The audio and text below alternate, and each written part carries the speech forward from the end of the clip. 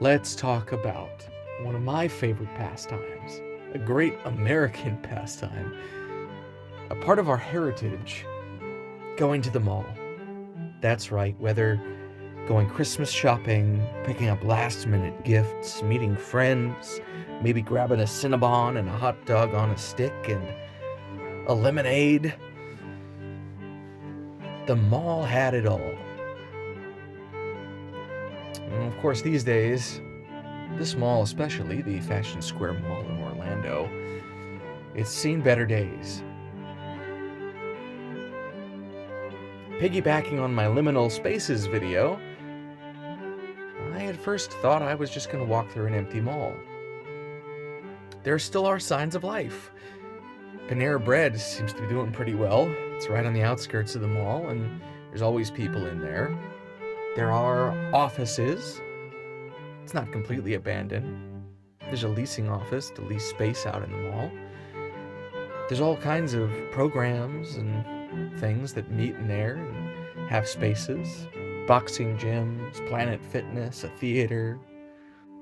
But for every business, it seems like there's a dozen empty spaces. There are only 2 anchor stores left in this mall. There's a Macy's and a Nordstrom. On my way out of the mall, I actually talked to an elevator inspector who grew up going to this very mall, and we talked about the idea that as men of our age, we can barely believe that this is what malls have become. That they're these big, empty amphitheaters echoing with memories of the past. And that's really why I came to this mall on this particular day. Is a mall can always capture a sense of nostalgia for me. An echo of the past that can bring back a sense of joy and sadness at the same time. I'm sad that it's suffering, but I'm glad that it's still here, and I wanted to come in and just document walking through the place. What it's like now. I don't have any memories of this mall at its peak. I've only been here for a few years, and as far as I can remember, this mall has been like this.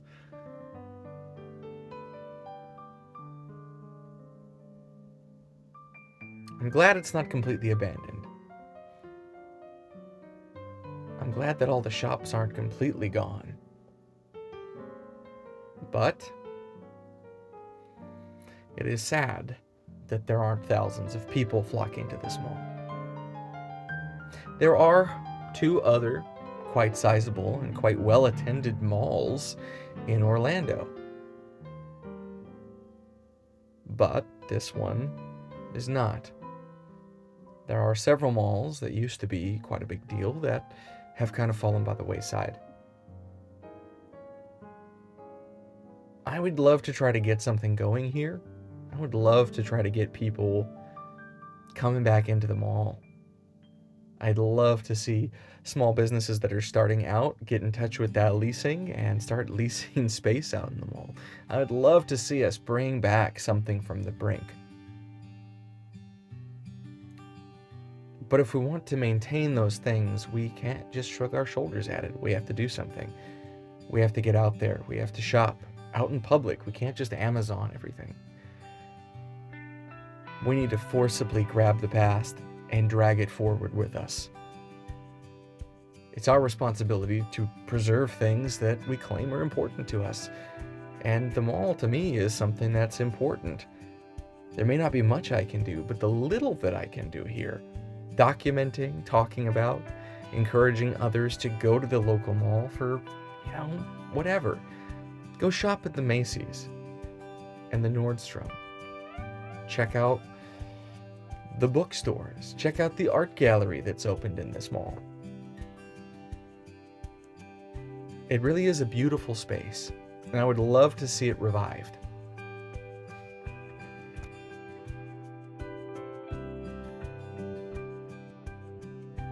Initially, I had just intended to be here completely by myself, alone, reveling in the nostalgia and sadness of the place. But as fate would have it, I made a most unexpected acquaintance. And in just a minute here, I'm going to introduce you to Ken. Ken is 82 years old, a longtime resident of Orlando. He actually moved to the area to be the general manager of this very mall in the 70s and 80s. Here I present you a long-form conversation sitting on a bench in the mall that he used to manage, talking about the past, present, and future, just sharing our thoughts on all of these things, having a casual conversation, the type of conversation that I never thought I'd actually have at this mall.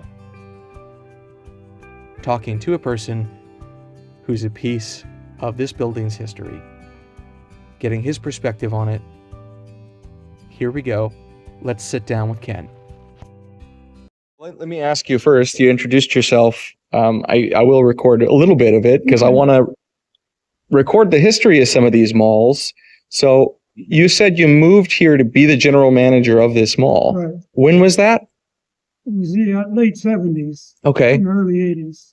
What was it like?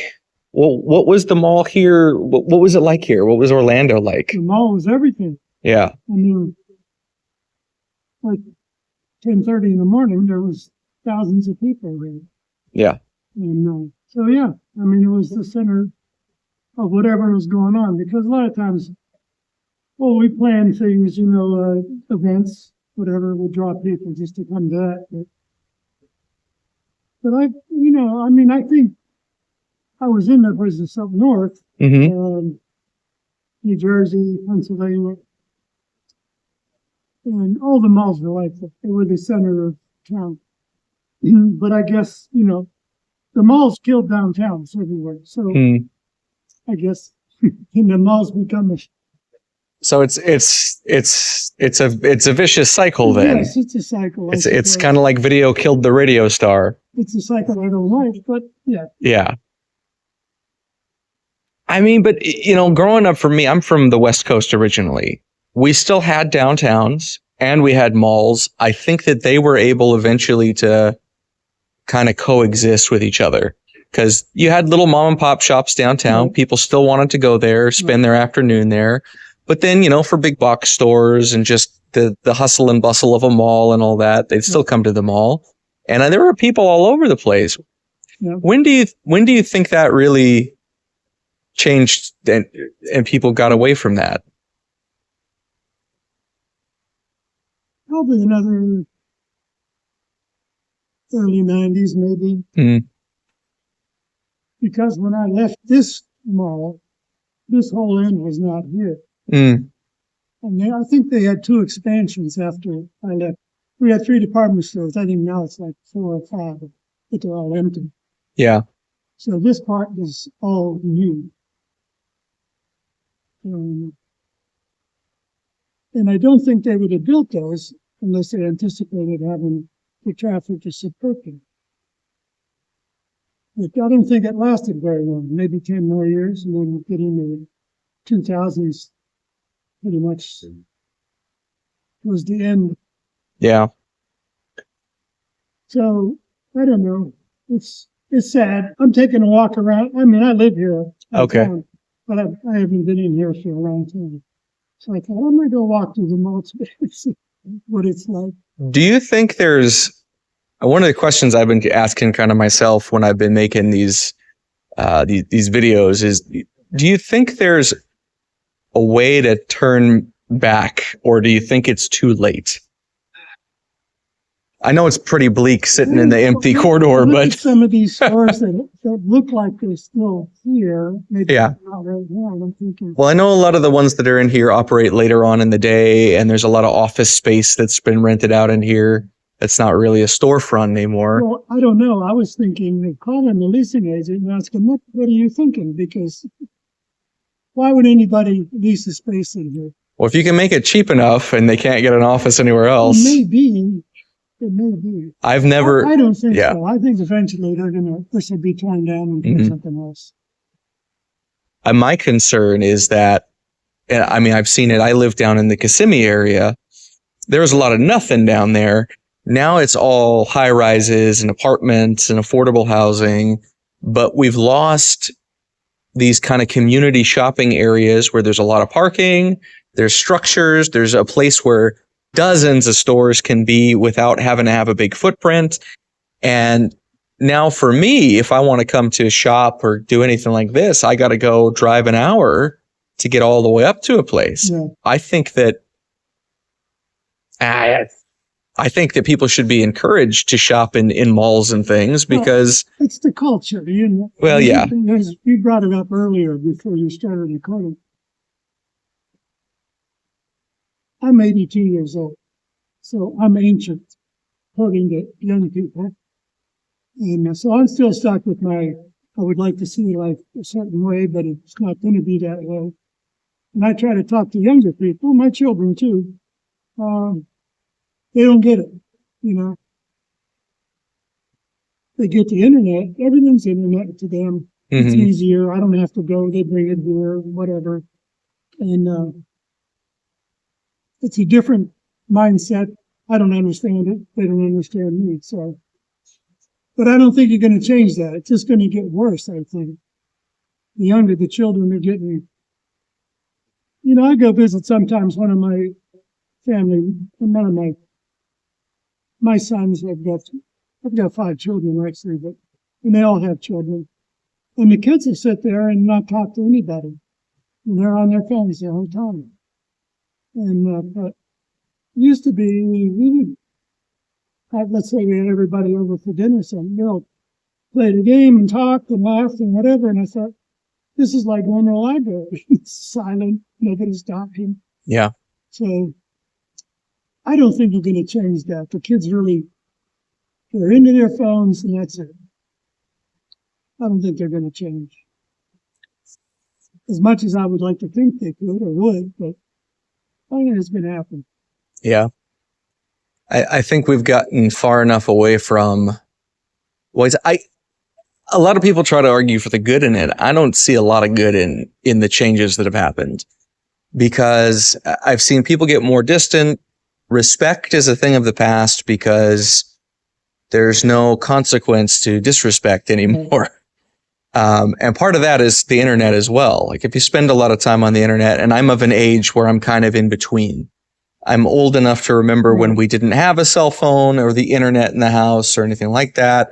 But I'm also young enough to where I've lived through all those transitions. Right. And what I've seen is on the internet, there's, you know, you're anonymous and you can say whatever you want and, you know, nobody's going to poke you in the nose for saying the wrong thing. And so we've seen a lot of withdrawal from the real world.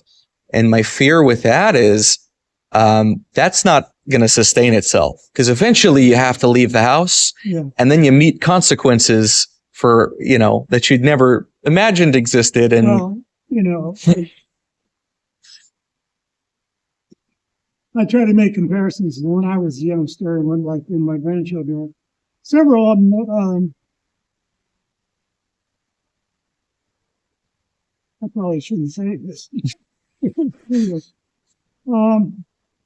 They require some professional help. Yeah. You know, they're having trouble adapting. And I thought, that never happened. I don't think I knew what a psychologist was when I was a teenager. But that seems to be the normal today. You know, go to counseling to help you with that. And the fact is, I don't know if they'll get out of that because there's nothing available. Like their whole world, not there, but the young people in general, doesn't have an alternative available. It's just the way things are. So it's sad.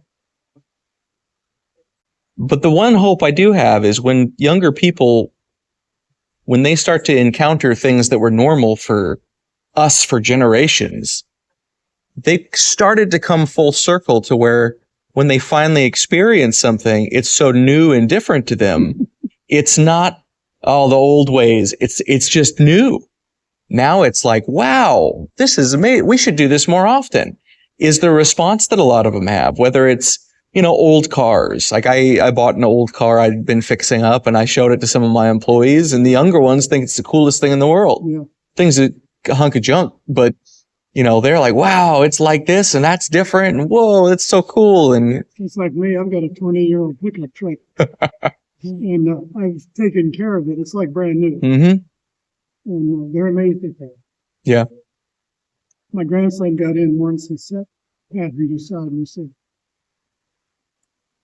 I don't have automatic windows. I have and he looked at Dad and he said, what's this for? And I said, to open the window. So he fiddled with it for a while and he says, how does it work? And he was taking the little knob and turning it, the knob on the handle. I said, turn the whole thing. So he turned, oh, I see. And I thought, this kid's lost. He doesn't know how to open a window. Everything his mom bought was push a button. Everything's all power. Yep. And so I got a big kick out of that. So I don't know. I mean, I'm going to move ahead a little bit. So I got out of this business, I don't know, maybe 10 years after I left here. And I started a community newspaper in the area of town where I live.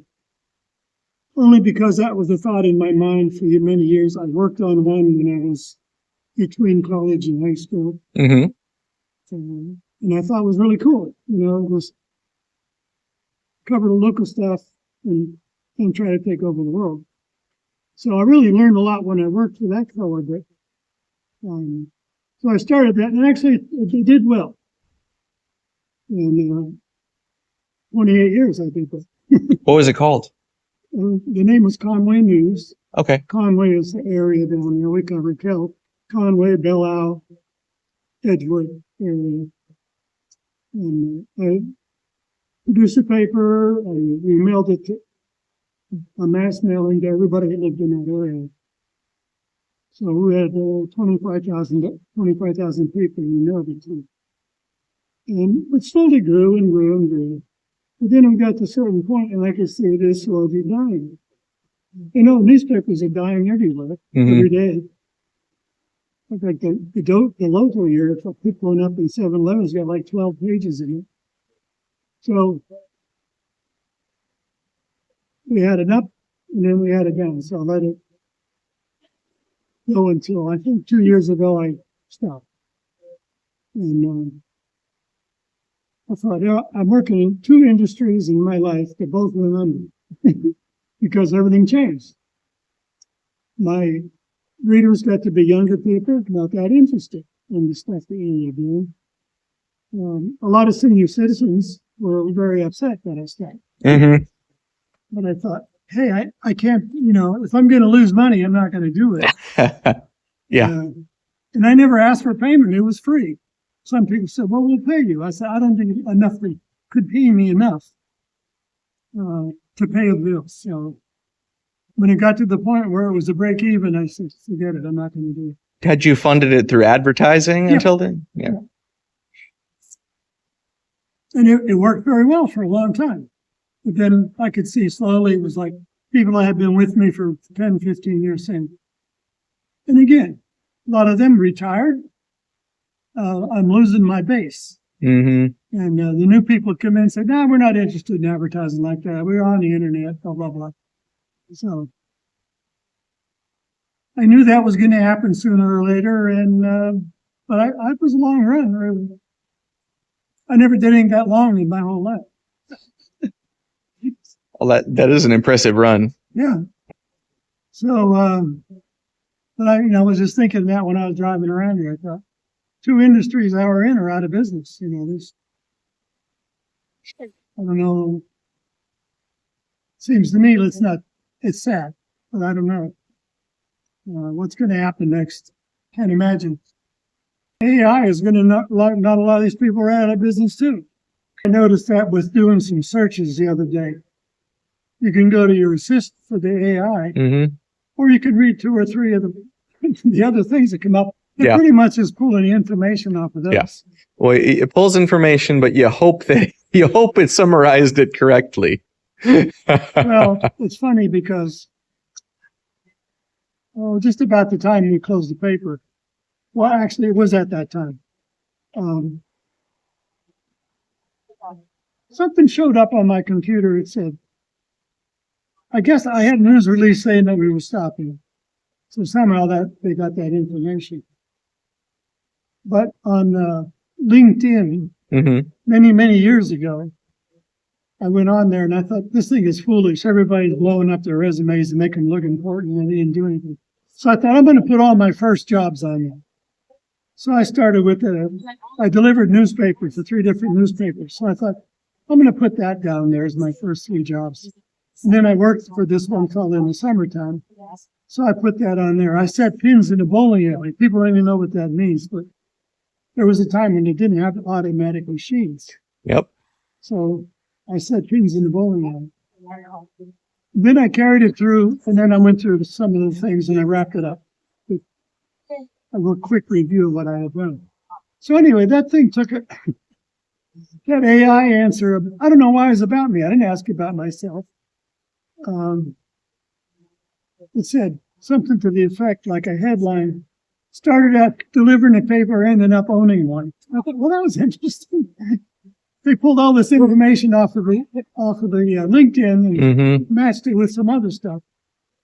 I thought that was, I don't know, it was kind of scary at first. Where do they get all this stuff? I thought, LinkedIn, that's where they got all this. So anyway, yeah, I learned a little bit about how that worked. So, I don't know. I guess I don't have to worry about it very long. Well, yeah, things are changing here pretty quickly. Different situation in California. There's a lot of moving in and different values people bring with them. It's kind of strange. Yep. I've got one more thought about malls. My wife and I, our first meeting was at a mall in California. And it was also the mall that the film Back to the Future was filmed outside of that mall. Oh, yeah. The Twin Pines Mall in the movie. They actually had the sign from the mall in the movie inside the mall. I remember that. The Westminster Mall. The Pointe Hills Mall is what it was called. And it finally went under. Its last anchor store went out, but that mall had a troubled history. They had a hard time keeping anchor stores in there since they opened in like 1981. So it was a long time coming, but it was very sad. Yeah. And they're going to redevelop that, make it half apartments, half shopping. And I kind of, in one way, ran away from California because in my mind, there was going to be all this decay and loss, and I'm seeing it. I don't want to see that. But then it's everywhere. Yeah. It's not just one place. It's all places going through the same cycles. I do think, though, if we lived long enough, we might see things go all the way back full circle in almost all ways. Yeah, it's hard to say. Could be. I think at some point people will read a book again or miss feeling look what things. It used to be like. And there are people now who go, I'm going to live like it's the 50s. I'm going to live like it's the 40s. I'm going to wear the clothes. The other day, I don't know why she was thinking about this. What decade do you think, when you think about your life, is the best? And I said, I would say the 50s. And I was a little kid in the 50s. Mm-hmm. But I remember that so many things so well, the way life was. It just seemed simple. And so, if you needed something, you ought to go to the store and buy it. Mm-hmm. And you bought a car and you took care of it. So, I mean, as I think back, the part of the story was my father was, I don't know what was in the blood he had in him, but he was a travel bug. He had to travel. And he worked at a factory. He's a factory worker, but he had 3 weeks off every summer. And we'd take a long motor trip.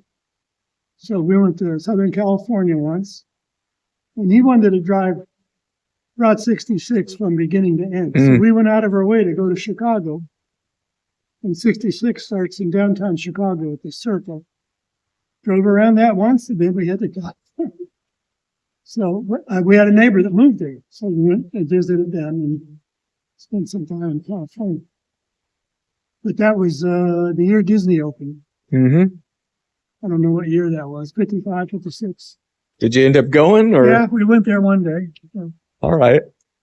So, yeah, we got the full, we went to movie studios, tours, and all that. Learned all about it. And I kept thinking, boy, that's a great place to live. Plus, the mountains aren't far away if you want to ski. No, that was one of the reasons that I loved calling. You could even see the mountains then. Yep. After, growing up for me, all the smog had settled, so you couldn't always see the mountains. But every time it would rain, you'd wake up in the morning after a rain and you'd look out and you'd just see that you were surrounded in snow-capped mountains. There's sand dune deserts. There's hard Death Valley deserts, all the mountains, the forests, the cities. So I think it's probably got the most varied, but it takes up a lot of real estate. Yeah. It's a long stretch of coastline. Florida, I've been a few places here. I've gotten to start to like Florida. I'm becoming more and more Floridian. I made the comment. Whatever that is. Whatever it is. I made the comment a week or so ago that there's a novel by Ray Bradbury. Did you ever read much Ray Bradbury? He did a lot of science fiction. Did a lot of science fiction in the 50s. And he wrote a story in 1949 about, Earth, people having to leave Earth and go to Mars. But the catch was that if you live on Mars, you start to become a Martian. You start to lose what made you a human. And it's about a character dealing with that and trying to resist it until he found it easier just to give in and be a Martian. And I kind of compared me moving here to that. For the first, now you're a Martian. For the first 2 or 3 years, I thought, okay, well, all right, we moved out here and we've had fun. It's been a good vacation, but how can I get back to the Southwest? What can I do? I don't want to make this place the Southwest. It's beautiful as it is. It's good that it is different. But I thought, all right, well, what if I do this and that? Well, what if I find a really good job back out there? Eventually, I finally started to just be here and enjoy my time.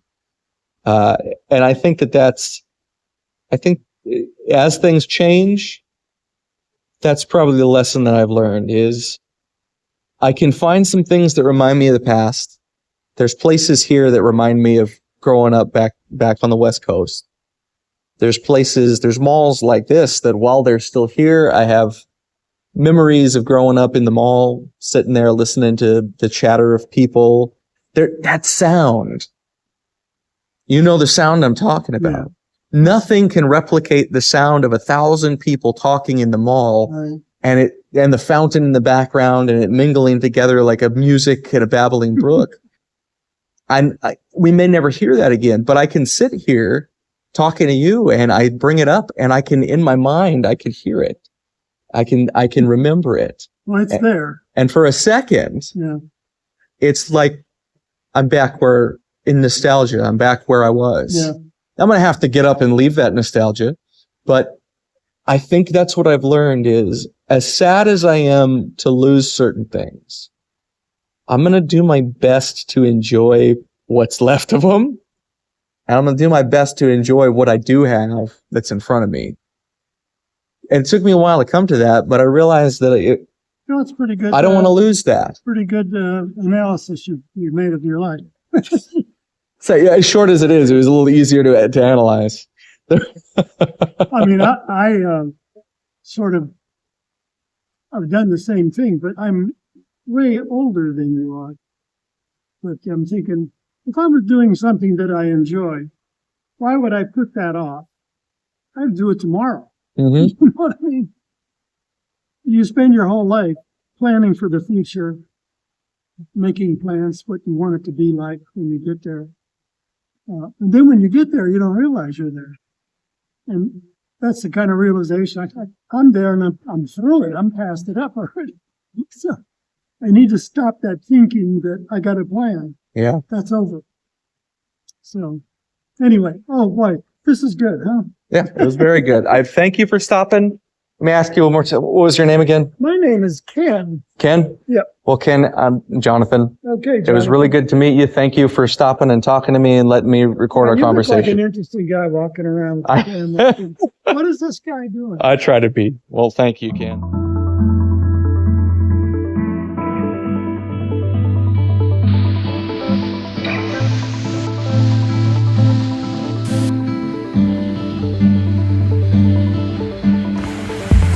All right, so Ken stopped and told me that this entire space here, all in this was a Robinson's department store. It was later remodeled and turned into this open square kind of area, and they added the wings. Everything down there where Nordstrom's is was added on later, decades after he was the manager.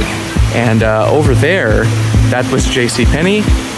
That also was added on later. So we are standing in access to a theater that was built onto the back, but this was a Robinson's department store over here. Never would have guessed. Robinson's department store.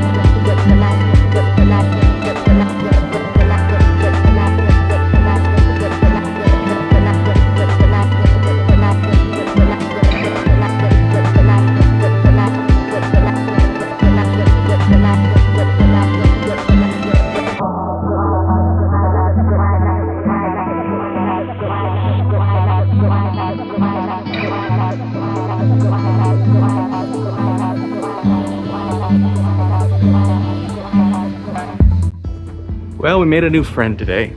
Nothing else. Ken, if you see this, I hope everything came out great. Made you look good. Didn't have any time for hair and makeup today, but yeah. It's a sad thing to watch the past kind of dwindle away and recede into memory, but it'll never be gone as long as there's a couple of us who remember it and spread the good word.